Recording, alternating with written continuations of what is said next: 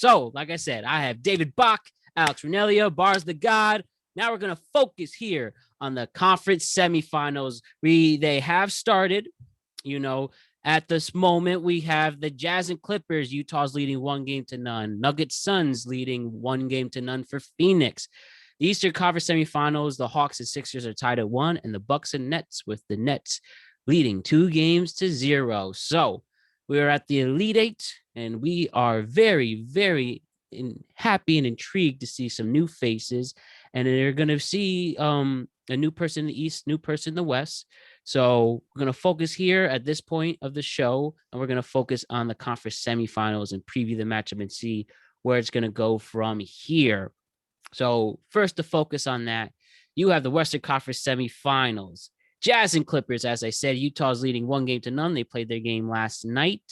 Barz, we saw you really covering it in our group chat and making sure things can roll the way you expect them to, or others. And having said that, Barz, where is this series going? Just 1 second, just get that volume in there. All right. You were saying? It was somewhere in about the third quarter, probably about the start of the third quarter, like top of the third quarter, that I probably hit the group chat up and I was like, I got the Jazz on this one, right? Okay. Why is that? They were down at this point. Mm-hmm. Now, I covered the game. I sent y'all about 12 videos, right? Yep. Donovan Mitchell had an aberration of a third quarter. Started it off 4 for 4, two three-pointers. And an impressive Jordan-esque layup. Like, I could have dunked this, but here, but here goes a layup. And then followed up by clutch plays by Bogdanovich, really sizing cats up. Paul George really being shit. And Rudy Gobert having like no points, but like 10 rebounds. You know what I'm saying? And like really like trying his hardest to guard Kawhi. And like, I will say this. I'm like I hate Kawhi, but I hate him for a different reason than most, because I played 2K against him. And in 2K, as a rookie, dude was fired. Like, dude was fired. And then, he goes on to be as good as he is now. You know what I'm saying? But that's not why I hate Kawhi. The dude is a monster in actual life. Like, he was actually doing what he had to do. But Donovan Mitchell, and it proved, and I don't know if you guys were watching, but it showed when he wasn't on the court, it was a different game. You know what I'm saying? Jordan Clarkson did hold it down. And at one point, see, I got the two blocks mixed up. But at one point, Rondo did put a shot up to kind of try to tie the game back up or take the lead again for the Clippers. Royce O'Neal came in for a block. The team chemistry is phenomenal on the Jazz. And if Donovan Mitchell was still hurt, I would have had the Suns taking it for the Western Conference Finals. But I'm going Jazz all the way. Paul George is trash. Zubac is really stepping up. Did not really see him doing that. They really let that Lou Williams in the bubble shit hurt them, because they got rid of Lou Williams, and Atlanta shows what Lou Williams is doing over there right now. So for the most part, yeah, like I feel like the Jazz got this in the bag. They got a good bench. 6 minutes like 17 for 50 from 3 or some stupidly low number. Who? Didn't they shoot like 17 for 50 for 3-point range? They shot like garbage. Who? I can get that box score real quick for you. The Jazz? Yeah. I'm not positive. They missed straight shots last night. They did. They did miss a lot of good shots. But I don't know, yo. That's gotta be encouraging. I'm saying, like, that's gotta be encouraging if you think Utah's gonna win the series, because even with all that said, like, they still eked out the win. And I don't expect them missing 20 shots and having all their guys shoot under 40% from outside the 3-point line. I don't see it happening. Yeah, And they didn't have Mike Conley. Yeah. By the way, to confirm, the Jazz did go 17 for 50 last night, shooting 34%. Yep, exactly. That ain't gonna happen again. So I would be very encouraged if I think that Utah is gonna win the series, which I do. I think the biggest X factor is Clarkson, because against Memphis he was averaging 19 a game. I mean, he's kind of the catalyst for that second unit, and if Donovan has an off night, it's kind of no problem because they're able to evenly distribute and move that ball around the perimeter and get 3-point shots up and through. Because during the regular season, they were the only team to hit 10 threes a game every single game of the year. So I'm very encouraged. Oh yeah, Bach, what do you help you pick up? Mm-hmm. Was good.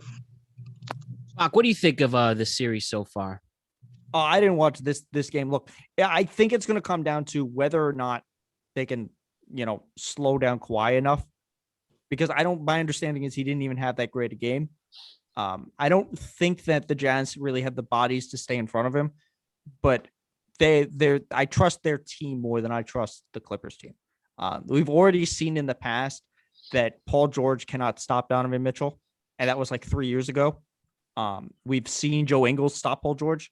So it's going to come down to can Donovan Mitchell still go off when they do the break glass in case of emergency? Kawhi's going to guard him the whole time, and they're not going to switch everything off. That's going to change the series. Now, one thing with the Clippers is, as I said, they were really doubted coming against Dallas. Are here, I guess playing with house money. A lot of people did have a lot of hopes for them coming into the season, and I'm on the record saying I thought they'd win the West before the season even began. But despite that, and that PR and still hanging in there, do you feel that any of that momentum can help them overthrow this number one seeded Jazz team? Do you think there's anything to that? Like, is this just a scrappy team of what's here with the Kawhi, PG, Marcus Morris, all that?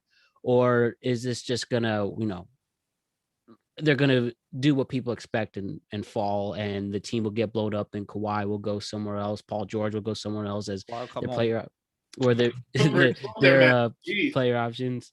Yeah. What do you guys have to say about that? I don't think they're gonna blow. I don't think Kawhi leaves after this season. If they lost in the first round, he would have, but I don't think he's leaving now. I guess they trade Paul George for Dame. But like, other than Kawhi, I don't trust anybody on this team. Like, Kawhi and Rondo are the only ones who've proved that they can do it. And like, if you're relying on Rondo as your second best player, that's not really like a good option in 2021. Yeah, he's getting up there. I think the biggest thing right now is just how does Ty Lue manage the rotation? Who are the guys that he's going to put out there as his front, 8 guys down the stretch in clutch moments that they're going to be able to see it through? Because, I mean, Reggie Jackson had a big game. He had a big series against Dallas when people didn't expect him to. I mean, Kennard he had 2 DNP games last series, but he kind of showed out, game 7 as well as game 1. So it just depends on how they get that rotation right, and that's going to be pivotal. Who are the guys that they trust on the road? Because at home, everybody tends to play better anyway. So, yeah, that has been fun, especially in this series. That's kind of funny how that has planned out. But yeah, I think both teams have a lot to prove coming into it. But yes, Barz. Yeah, I don't think Kawhi leaves either. Just to touch on that, I do think that they get rid of. I think they'll shake the team up. They get rid of a few cats. Marcus Morris definitely probably going to be gone. Patrick Beverly, I believe he's run his course. Kick him to the boot. Paul George, I think it's a no-brainer. He's gone. I think they keep Zubac, Kawhi, and they just build from there, yo. Yeah, and this is a lot is on the line. We can all agree to that with this series, but it's going to be a lot of fun. It really is moving forward. And our other Western Conference semifinal game, the Nuggets and the Suns. At the moment, Phoenix is leading 1-0. As we were talking before, we feel that Chris Paul has a lot to gain from this opportunity. Bach, you have said that this is Chris Paul's easiest chance to now get a ring. I mean, beating the Lakers, not really a shock, but still a important team to knock out, reigning champions. This team has so much momentum coming in. Devin looked great in the game. DeAndre Ayton's been balling. A very well-coached team as well.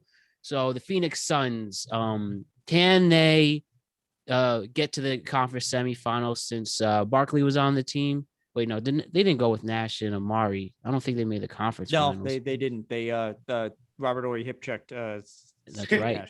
Exactly. So this would be the first time since '93 if they make it. So and then we also have the Nuggets again without Jamal Murray, though again losing last night. We'll see if Jokic is leading what they have there and JaVale McGee and all them. Could they possibly overthrow this team that's been a huge favorite? We'll start with Bach in this series. Where do you see things going? Look, Phoenix should win this. They have the deeper, better team. Devin Booker Facts is proven that he can just light everybody up. It's not just a regular season thing. I do have my issues with the team, but they're more like superficial. The Booker 3 where he did the lying down thing, he fucking flopped. And then Jay Crowder was flopping on every 3. But look, Denver, you got to feed. You're not going to win this series. You got to feed Bobo and you got to feed Michael Porter Jr. and see what you got with them. Because Porter Jr. is going to be your number 2 anyway next year. You gotta see what you can get out of him. Give him as much as he can eat. He could actually learn a thing or two about flopping, but let the little guy eat. Let him eat. I feel yeah, the Suns got this one, man. Without Jamal Murray, Chris Paul is pretty much just running up and down over there. Devin Booker, like you said, he's an assassin. DeAndre Ayton is gonna pretty much be your Jokic matchup. And Michael Porter Jr. can score, but you got Mikal Bridges over there. And I mean, he's my only questionable on that team, to be honest. Like, is he a solid third? Is he a solid second? What's going on with him? But yeah, I pretty much still got the Suns going on for this one. Yeah. Yeah, I just think Denver's a little too shorthanded. I mean, there's a lot of questions up in the air right now. Like, is Barton going to be healthy back? But Austin Rivers and Porter, I just think they're just too little, for Devin Booker and CP3 and Bridges for that matter. I just think that, they're going to – I think offensively, they're going to have to target CP3's injury a little bit, and I think that Jokic is going to have to, play, just – exceptionally as the point center for that team. But those guys got to hit shots. I don't think they have enough shot makers that Phoenix has. I think Phoenix has proven that they have a higher ceiling when they get hot, and having home court is just a big difference too. Major and key. I believe that in order for them to win and beat the Suns, Jokic needs to literally have every game needs to be a MVP type performance. He's got to have at least 2 triple doubles this series for them to beat the Suns, because he's gonna have to losing Jeremy Grant was big. Yeah, Aaron Gordon is he's all right, but losing Jeremy Grant was actually pretty big. Yeah. So yeah, because Jeremy Grant could guard 1 through 4. Yeah. Well, Aaron Gordon can in theory. Huh? Aaron Gordon can in theory. The issue is he's in not much of a theory. He's not in theory, but I felt like Jeremy Grant was a little longer. I think Jeremy Grant's a better shooter. I think you can do more offensively with That's true. That's true. And if you guys look at the landscape of the remaining teams, no one from last year that got this got to the conference finals is still remaining. So it just goes to show you that a lot of the nutrition and the health and the tiredness of these teams is really catching up, and I think that's going to be the case with Denver down the stretch of this series. Attrition, key word, man. War of attrition always. That's the key. This is going to be a weird 2-year blip. That's what it is. Next year will be a more normal year. Yeah, I got Utah, man. Utah. So, can we all agree though, if the Nuggets didn't have their issues, especially if they had Jamal Murray, would this be a more competitive series, or do we still think that the Suns, with what they got, they'll still get there, but I guess in a more challenging way? It'd be interesting. I think Jamal Murray could take it to 7 games. He'd have to pull that out of Chris. He'd force Chris Paul to pull that out. You know what I'm saying? But I feel like with a healthy backcourt, I think the Nuggets got it. You know, it's a different story.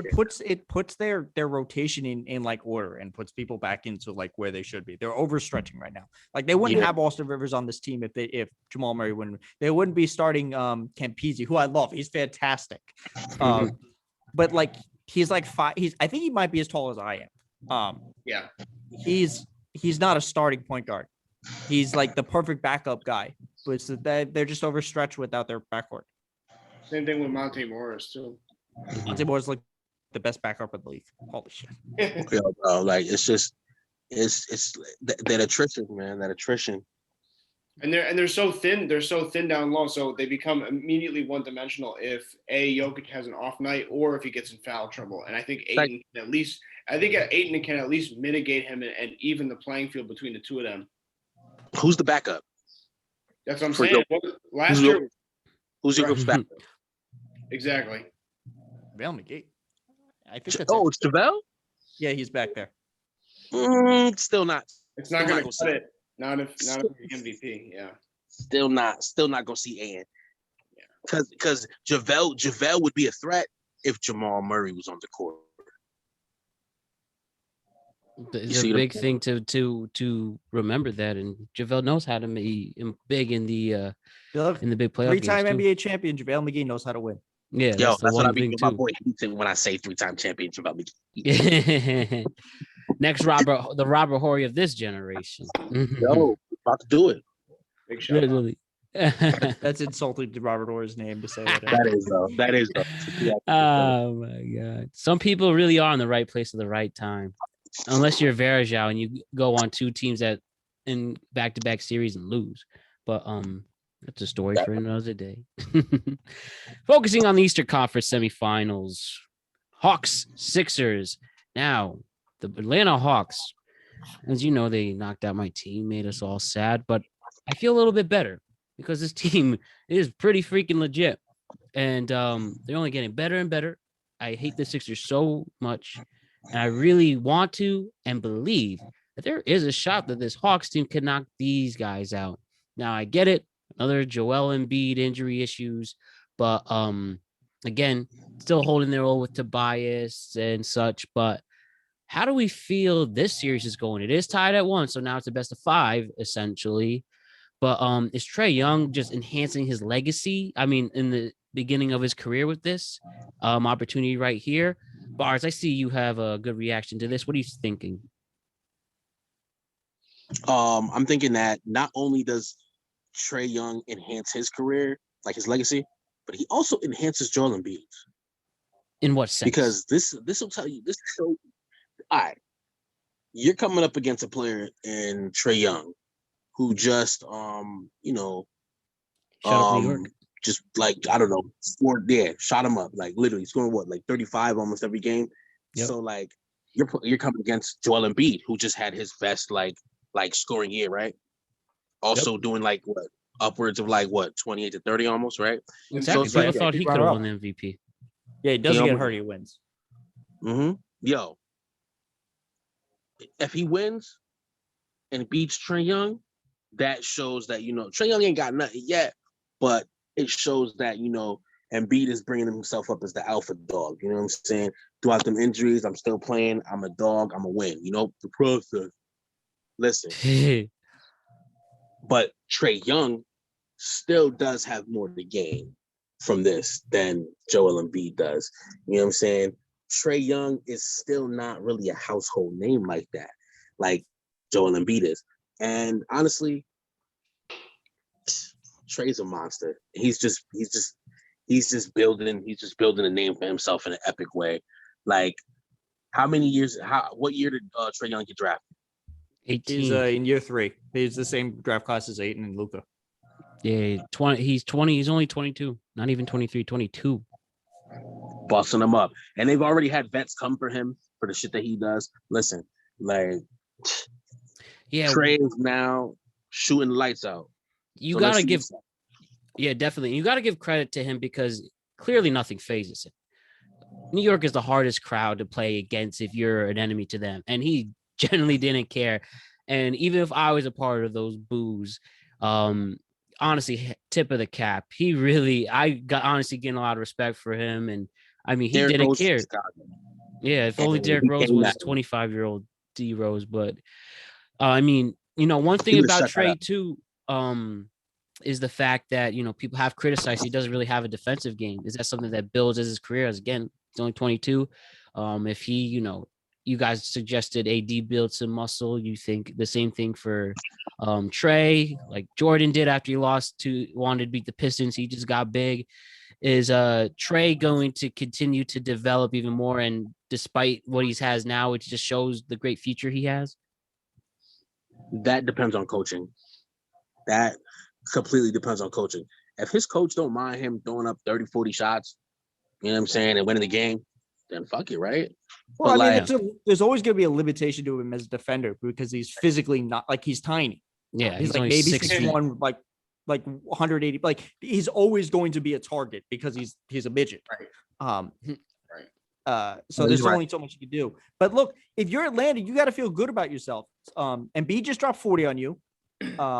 You got eaten by that haymaker in the first quarter, and you popped off on that. I mean, this was relatively, other than Shake Milton breaking out at the end of the third into the fourth quarter, this was a relatively close game. And now that you know that Ben Simmons and Thibault are just going to spend their whole time chasing Trey, you can game plan for that. So I think two biggest losses. They look, Trey missed some like open shots. Right. And I think he was just pressing a little bit. But this is going to be a more interesting series than it should be. But it's ultimately going to come down to, can you limit anybody not named Joel Embiid? Right. Because they're not going to stop Joel Embiid. The biggest thing too is Trey takes too many shots.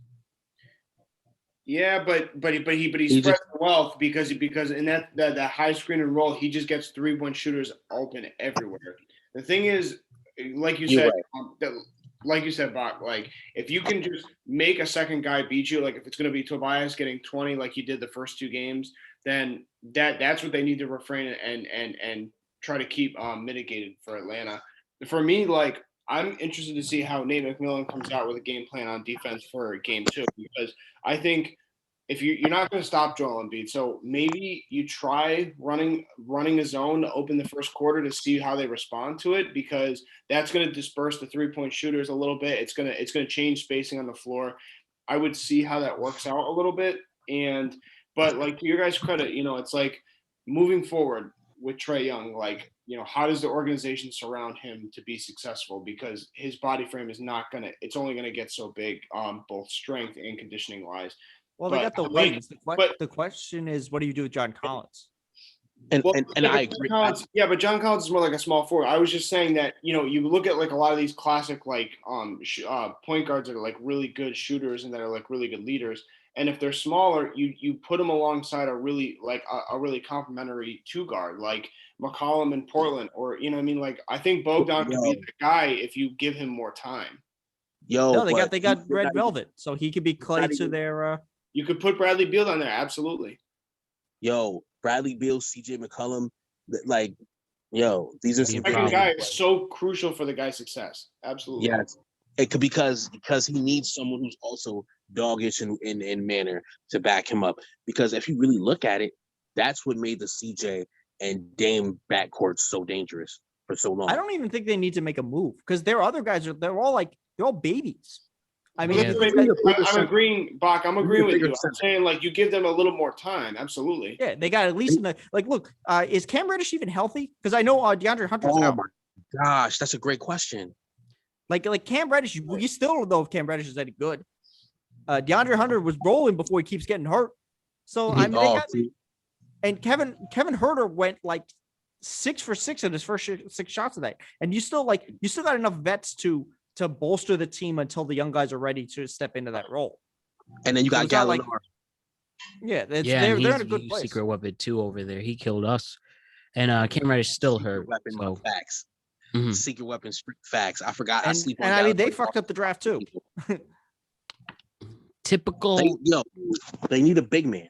They need a big. They took man. Okongwu. That was not the right answer. No, they need a solid big man. They need someone who can move, spread the floor. They need a Miles Turner. Well, I They mean, need in a theory, that's what John Collins is. I mean, but how tall is Miles Turner? Isn't he like? He's taller, but He's what? Collins is bouncier. Yeah, Collins is bouncier, but I'll take the length over the bounce all day. Well, that's what you have Capella for. Yeah, but Capella is also still bouncy, and he's not that much longer than John Collins. Like, I need someone like He's limited. He's not versatile. exactly. I need like Capella is literally your pick and roll, your rebounder, like like your put back. Like he's like a little better than DeAndre Jordan in my eyes.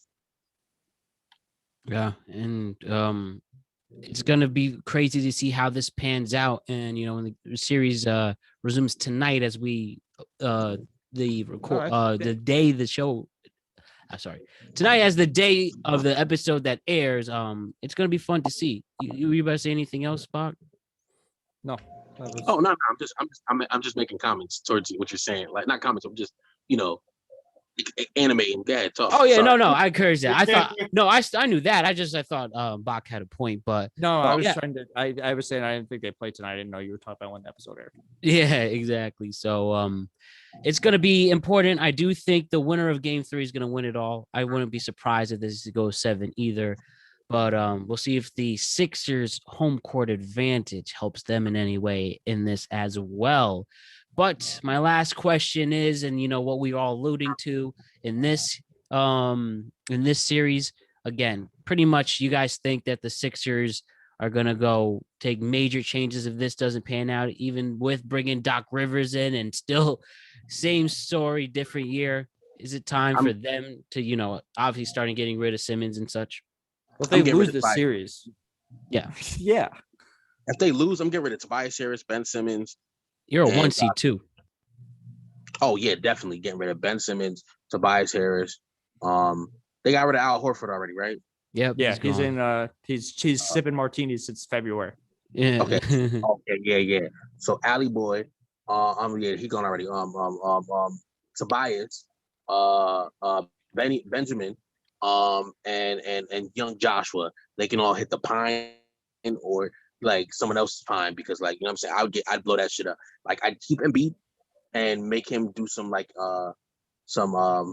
strengthening, some endurance training, something to get his body right. And then I put like, I don't know, DeMar DeRozan or like a Damian Lillard around. You know what I'm saying? Like I'd shoot for the moon just to keep myself in contention after I blow that bitch up. Literally, you would have no choice after that. In the final series to focus on this, Bucks versus Nets. Nets are up 2-0. Especially after seeing the game 2. Game 2 should have counted as 2 games. You beat a team by 50 points, they count as 2 games. That should be a rule. Exactly. Yeah, I mean, lose it, as you said. The final score was a 39-point differential, but yeah, what a joke. And I mean, who cares whether it's the Hawks or whether it's the Hawks or the Sixers too. I mean, who's going to give a competition to Brooklyn? Brooklyn's scary. I mean, big 3, it's questionable what's going to happen with Harden, but with their big 3, I think you can honestly win a championship with just 2 of them. And if it is going to be Kyrie and KD with an underrated strong bench that Sean Marks did put together. And I mean, this team looks scary good right now. I mean, people are comparing them to when it was KD, Clay, and Steph. I mean, this team is intimidating, really. And it's really something else for a team that barely had the big 3 play together and just pick it up in the playoffs. It's kind of funny. People would make jokes like, oh, they're just going to tear it up in the playoffs. And wow, they're literally doing that right now. Already 6-1. I mean, it's something else, huh? What do you guys think? I mean, it's a lot. Like I was talking about the KD numbers, and they're just unbelievable that he's able to do this. But look, this team is the issue comes down to how Milwaukee's going to handle this, because Brooklyn is tiny. And the answer is you have to actually punish them for being small. So you're going to because you're not going to win playing one-on-one, because they're better than you at one-on-one. And they're better at you passing, apparently. So Brooklyn, Milwaukee needs to just battering ram them. It's the only way they're going to win the series, is battering ram them. And you can't play Bryn Forbes. He can't guard anybody. And if you put him on the court when KD or Kyrie are there, they're gonna hunt him. And I agree. I agree with Batch, because size is a big part of why I feel like we lost last year to the Lakers, because they had JaVale, they had Dwight, they had people who were bigger than Bam, you know. And like he said, like they have to punish them. Like they have to. Like Giannis has to kind of just force his way to the paint. He's got to abuse them for being small. Like the best person to stop Giannis on the Nets is KD. That's the only contention I see for him. And KD is just one of those prolific type players who can guard fucking anyone.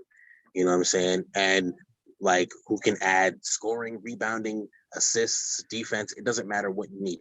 KD can add it just by being on your team. Like, so, like, aside from KD, like, I don't know. I don't see who's really stopping Giannis.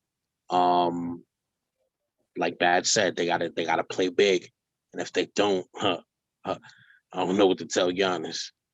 Yeah, stop taking the Giannis clock for one, and keep getting motivation. Heard Jay Williams try to compare him to KD, and KD just, I don't remember the exact quote, but KD just ripped him. Like KD just destroys them. I don't know how you handle KD. You got to, Giannis has to at least try to play him to a draw, and then pray that Chris Middleton remembers how to play basketball, or you got to put more into Drew Holiday's hand.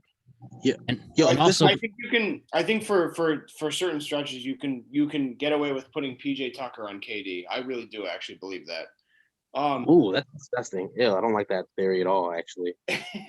Why is that? No, but I mean, the way I approach this series is kind of similar to the way Atlanta, I think, was trying to figure out how to defend KD and Kyrie. Is like, you know, maybe try a zone for a quarter and see how that works in terms of the spacing, because the whole league is about spacing and small ball. So, but I think also too, like, I mean, if you let Blake Griffin get all this you know, positive adrenaline and all this momentum going, it's really hard to stop them, especially when the three of them combine for at least 65 plus points. They're unstoppable. Alone. I mean, it almost looks like you don't even notice Harden skip off the court or like they're skipping a beat when Blake's playing this well. And I think that's the factor in this series. Yeah. Blake Griffin went off, especially in game 1. That's something to attest to too, and just shows how freaking dominant they are. And I mean, literally, does Nash even coach? I really believe you're supposed to do your thing. I mean, KD's the real coach and he's the real GM. So no, the GM is Sean Marks. So this is technically a Spurs trophy. Oh wow. What a time. And you know, again, like I said to Marks, you gotta give credit for that bench too. You got Joe Harris going off, and Nate McCluster, Brown. I mean, wow. It's a good time to be a true fake Brooklyn Net fan or a real one. But That's Jazz. That'd be a funny thing to go. But I do think we are excited to see where this unfolds. But just the last thing, guys, just quick. Who do we see playing in the East? Who do we see playing in the West with what we have right now to wrap it up? So, Barz, you said Nets Jazz in the finals. Sorry, did I say final? I meant conference finals. Who's going in the conference finals? Excuse me, my bad. Conference finals. Nets Hawks. Hawks. And then I got Suns Jazz. That'd be a lot of fun basketball right there. And you think the Hawks also give more of a competition to the Nets, but they'll still, you know, roll over them than the Sixers would? If the Hawks win, I'd be I'd be surprised. But it's crazy because at one point on Facebook, I did say Suns Hawks. You know what I'm saying? Yo, listen, I am wilding, but at the same time, you thought New York was gonna go all the way. So, boom, boom, boom, boom. I didn't say you were wilding, but I did say that prediction. Yes, and wait, I was wrong. Correct, you are correct. I don't know who said the wilding, but somebody said wilding. It's all good, Alex. Yeah, I got Philly, Brooklyn, and I got Utah and Phoenix. Ooh. Who's going to be the more fun series for you to check out? Definitely Utah, Phoenix, no doubt. That'll be a battle for sure. And Bach, what do you say? Well, same thing as Alice. It's Philly, Brooklyn, Utah, Phoenix. It's going to come down to Donovan Mitchell versus Devin Booker in one of the craziest shootouts. Dude, I was so mad about the Kawhi thing. Like, it should have been Booker and Luka. They should have been on the same team. Yeah. That could have happened. Luka could have been a Hawk.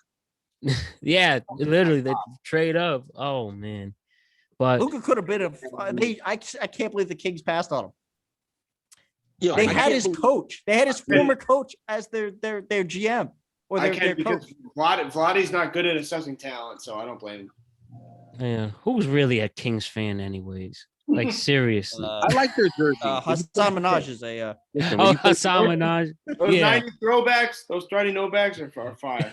Yo, listen, you gotta play 2K, bro. You gotta play 2K, and you'll have appreciation for small market teams. That's why I fell in love with the Jazz. Oh, that's why I remember for those throwbacks. Mm-hmm. Throwbacks are everything. And you got those ugly camo jerseys. And always winning. But I hate those camo jerseys. I think they're so ugly. The Kings got those baby blue Sacramento Johns. Mm-hmm. Oh, by the way, very last thing, just basketball rated, just for a laugh. What do you think of that story about KD and bringing a backup chick meeting a former porn star? I just thought that was hilarious. I think that's you have to say that. You have to say it correctly. What do you think about KD allegedly yes, I forgot to say allegedly. It wasn't confirmed yet, but allegedly.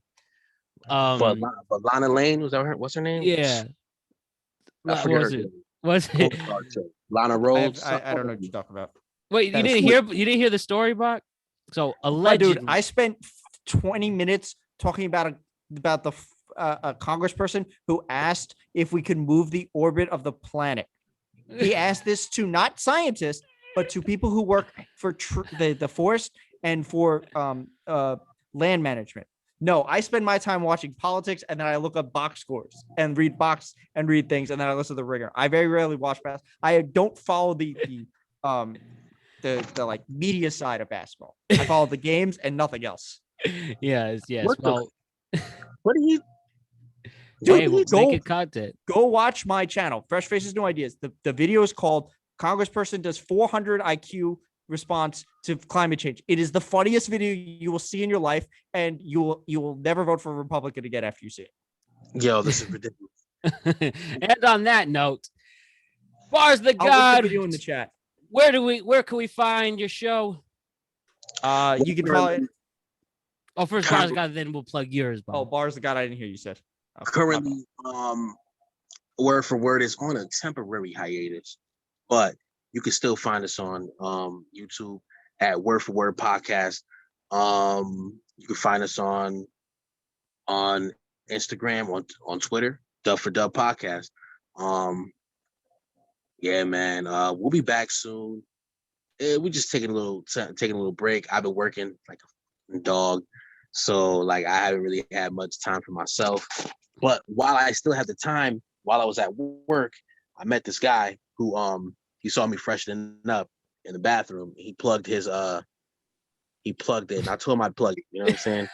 All right, shouts to Tynan, Fresh and Linen. Help those out where linen is sold. Yeah, you could find him. You can find him, Tiny Container, on online. That's where you can find this. This is a lip balm. They got chicks advertising it, but I told him I'd give a plug, yo. It's actually pretty fire. He's got like a cucumber lime one. Smells pretty good. It's like a little deodorant, not an antiperspirant. You just put it on when you get out. Like, it's actually pretty dope. He makes the design himself, and he makes the formula for the stuff in it. Yo, dude was dope. You don't have. I'll talk to you later about that. But thank you, Barz. Alex, where can we find your great work and Going Places Artists Collective? Instagram and Facebook. I'll plug you guys with the links. Cool. Just for the people who are listening to this, where are those links? Can we find you on Instagram? Yes, Instagram, Facebook, and for me personally, I got my website as well. All right, type it Going Places Artists Collective for that, and Alex Ranniello. And then Bach, where can we find your stuff? Hold on 1 second. All right. I just put the video I was talking about in the chat. I'm Fresh Faces New Ideas. I'm Fresh Faces New Ideas on YouTube. I am at Faces Ideas on Twitter, and I am at twitch.tv/Fresh Faces New Ideas. I stream every day at 1 p.m. EST. Tomorrow we have a panel I'm doing with Crowdsource Politics at 8 p.m. And then Friday, I'm talking to another Twitch streamer who is a scientist, and we're going to do some COVID stuff.